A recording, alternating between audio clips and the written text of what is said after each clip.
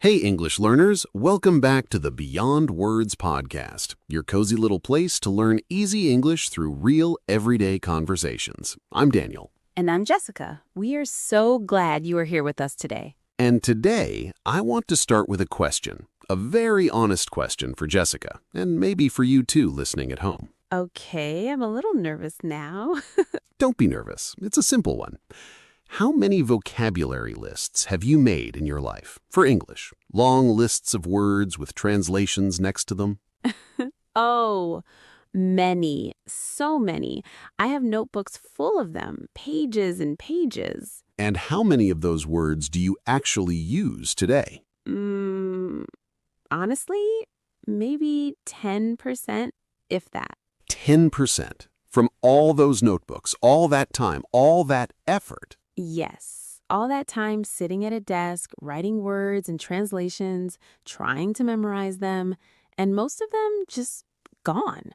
Why does that happen, Daniel? That is exactly what we are going to talk about today. Why memorizing vocabulary lists doesn't work, and what actually does. Because I really thought lists were the right way. Everyone in school made lists. Teachers gave us lists. Yes, and that is where the habit comes from. Most of us learned English in a classroom where the teacher gave us a list of words to memorize before a test. Word on the left, translation on the right, memorize for Friday. Exactly. And you memorize them. You pass the test, and then on Saturday, most of them were gone. Gone by Saturday. Sometimes gone by Friday afternoon. Sometimes gone before you even left the classroom, because the test rewarded memorizing. So we all learned memorizing equals learning. But that is not true. Wait, memorizing is not the same as learning? No, they're very different things. Memorizing is putting something in your short-term memory for a short time, for a specific purpose, like passing a test. And learning is different? Yes, learning is putting something in your long-term memory in a way that you can actually use it in real life, in real conversations, without stopping to think too hard. So vocabulary lists mostly go into short-term memory. Exactly, because of how they're structured. Each word is isolated, alone on the page. No story, no feeling, no connection to anything you know or care about. Just a word and a translation sitting on a line. And the brain does not hold on to isolated things well. Think about this, Jessica. You probably remember exactly what you were doing when you heard a piece of surprising news, good news or bad news. Yes, I can remember conversations from years ago, exactly where I was, what I was wearing, what the weather was like. Because those memories are attached to emotion, to story, to context, and a word on a list has none of that. It is just a word, floating alone, with nothing to hold on to. Like trying to hang a picture on a wall with no nail. It slides down, no matter how many times you put it up. That is such a clear picture. So it's not that I'm bad at vocabulary, it's that the method is bad. Exactly. You were not bad at vocabulary. The list was bad at teaching you vocabulary. That is such a relief to hear. Okay, so what should I do instead? I'm glad you asked, because there's a much better way. Actually, 5 better ways. 5? Okay, I'm ready. Tell me. Before we get into them, if this podcast is helping your English, please like this episode, subscribe to Beyond Words, and share it with a friend who is still filling up vocabulary notebooks and wondering why their English isn't improving. That was me for a very long time. Okay, let's hear the first one. Better way number 1. Learn words in context. Context. What does that mean exactly? Context means the sentence, the situation, the story around the word, not the word alone, but the word living inside something real. Can you give me an example? Yes, let's take the word melancholy. If I just tell you melancholy means a feeling of deep sadness, you might remember it for a day. Maybe if I'm lucky. But what if I say, she stood at the window watching the rain and felt a deep melancholy wash over her, like something beautiful had ended and she couldn't name what it was. Oh, I feel that. I understand it completely. Not just the definition, but the feeling behind it. Yes, and now melancholy is not just a word. It is that woman at the window, that rainy day, that unnamed sadness. It has a picture, a feeling, a story. And the brain holds on to that. Much better. So when you find a new word, don't just write the translation. Find a sentence it lives in, or better, make your own sentence about something real in your life. Oh, so instead of writing frustrated means annoyed, I should write something like, I feel frustrated when I study hard but still can't remember words. Perfect. Exactly like that.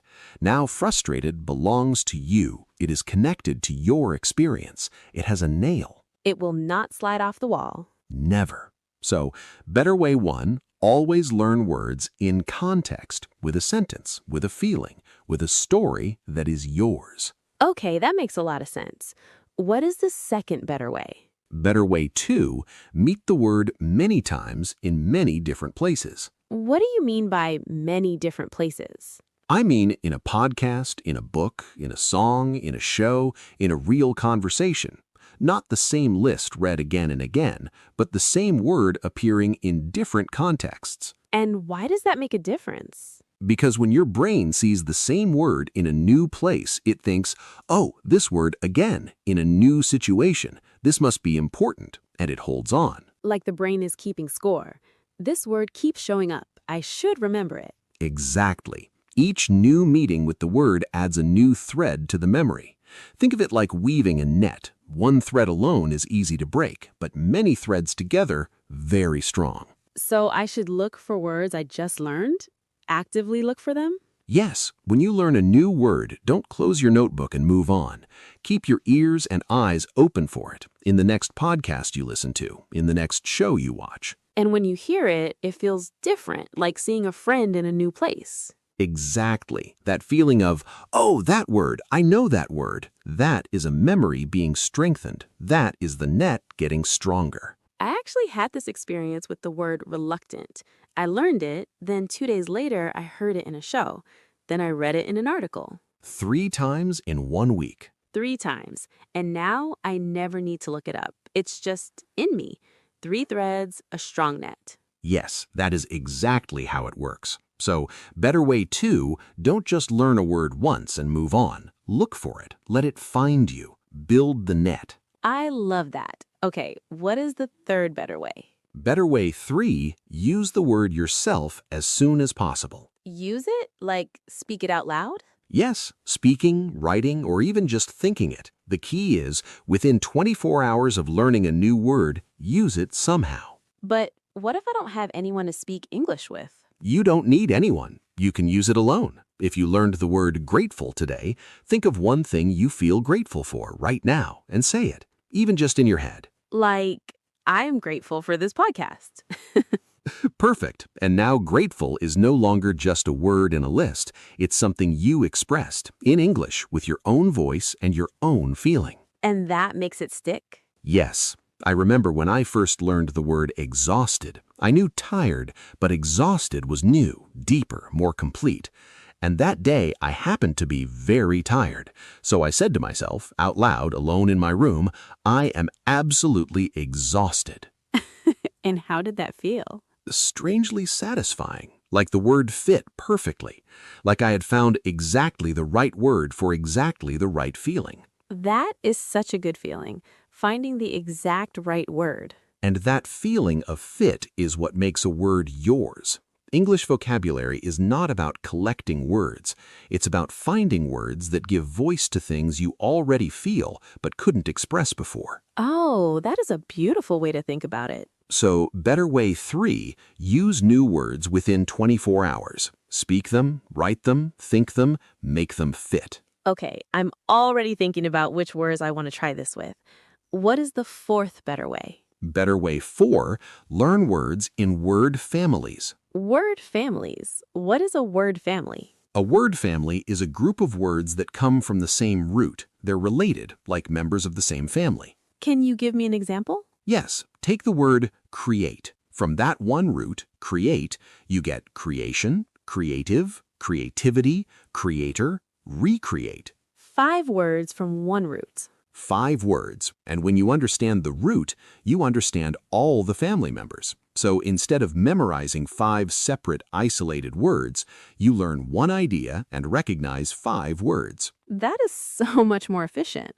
But how do I know what the root means? You learn it from one word first. If you know create and you see the word creative writing, your brain already connects them. You understand creative without looking it up. Because you recognize the root. Exactly. Your knowledge spreads naturally, like roots underground quietly connecting different trees. I love that image. You learn one word, and the knowledge quietly connects to words you didn't even study. Yes, this is how real vocabulary growth works, not by collecting isolated words one by one, but by building connected networks of meaning. Like a web, everything connected to everything else. And your web gets stronger with every new word family you add. So, Better Way 4, when you learn a new word, explore its family. Find 2 or 3 related words. Learn the group together, not just the individual word. Okay, 4 better ways, and I'm already seeing my vocabulary learning completely differently. What is the 5th and final one? Better Way 5, and this is the most important one. Make English part of your daily life, not a separate study subject. What does that mean practically? How do you do that? It means when you are cooking, you name the things around you in English. Knife, onion, pan, boiling water. So you are just labeling your world in English. Yes, when you are walking outside, you describe what you see. Cloudy sky, busy street, a dog running fast. When you feel an emotion, you find the English word for it. Not just happy, but content, relieved, nervous, hopeful. You stop treating English as a subject you visit for 30 minutes a day. And start treating it as a lens, like putting on glasses that show you the English name for everything you look at. And when you do that, words just find you. Yes, you don't need to hunt for them anymore. They appear in your day, in your music, in your shows, in your conversations.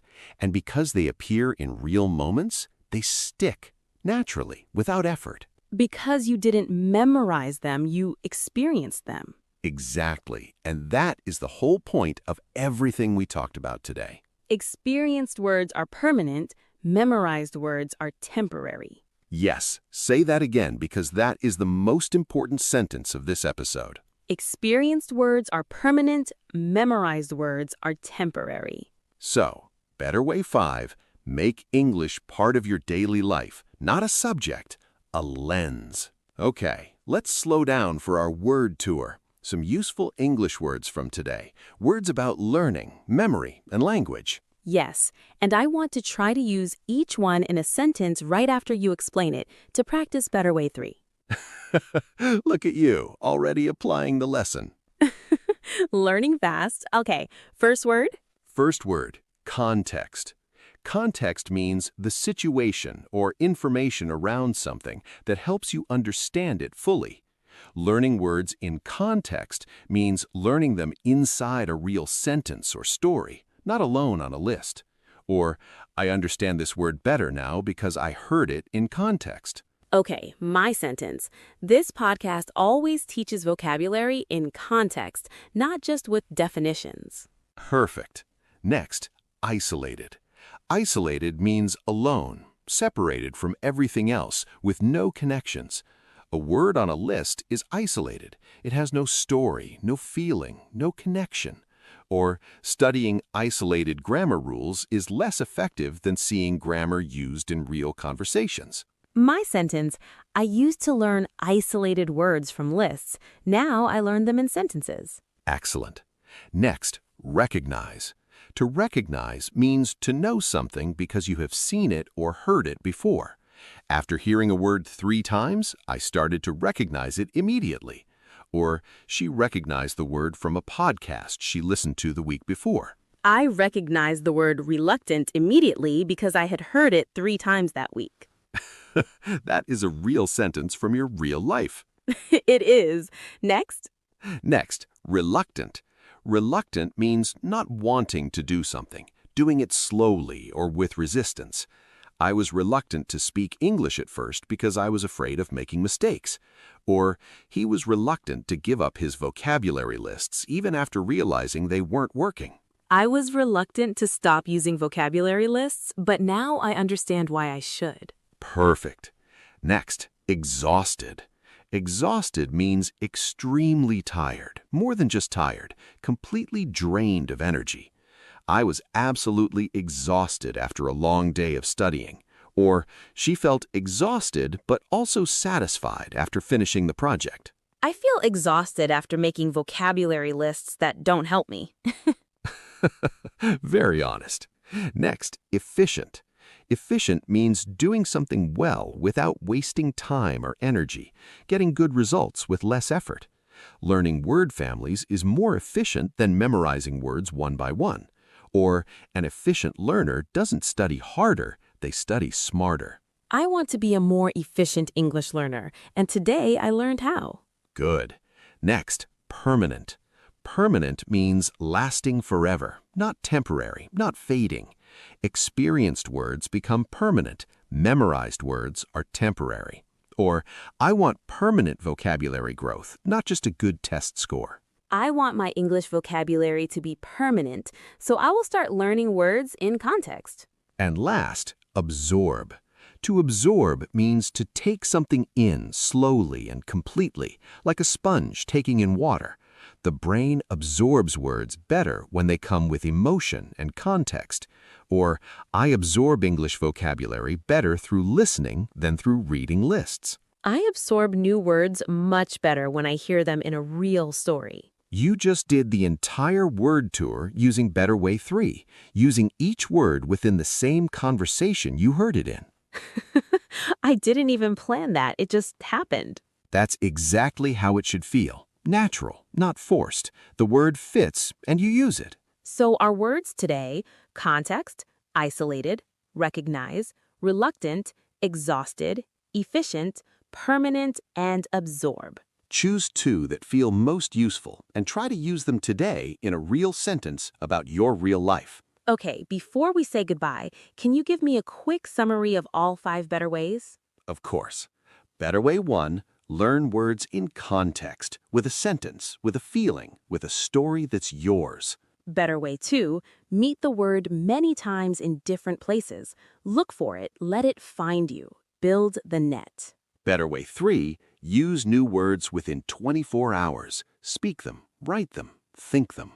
Better way 4, learn words in families. Understand the root. Let knowledge spread like roots underground. Better Way 5, make English part of your daily life, not a subject to study, a lens to see the world.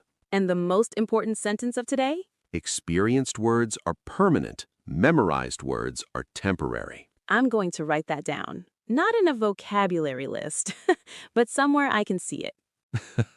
Good. Write it somewhere meaningful. Give it context. You never stop.